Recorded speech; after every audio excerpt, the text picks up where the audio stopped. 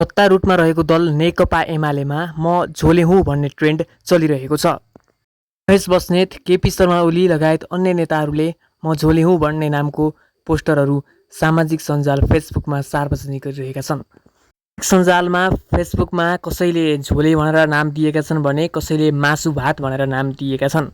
अस्ति गएको राजावादीको आन्दोलनमा एकजना युवकलाई एकजना आम नागरिकले मासु भात भनेर बोलाएको कुरा पनि सामाजिक सञ्जालमा भाइरल भएको थियो। सामाजिक सञ्जाल फेसबुकमा केपी शर्मा ओलीले आफूलाई झोले हुँ भनी सङ्केत गर्दै लेख्छन्, हिजो आज एउटालाई भगवान बनाउनु पर्यो भने सामूहिकतामा विश्वास राख्नेहरूलाई पहिले झोले भनेर लखेटिन्छ र समाजलाई भिडमा बदलिन्छ। भिडसँग बल अवश्य हुन्छ तर सत्य नहुन सक्छ। सामाजिक सञ्जालमा झोले भनेर खेदिए भन्दैमा सत्य अँगाल्न नछोडौँ। सामूहिक र सङ्गठित आक्रमणबाट हरेकले आफ्नो निजित्व जोगाउनुपर्छ।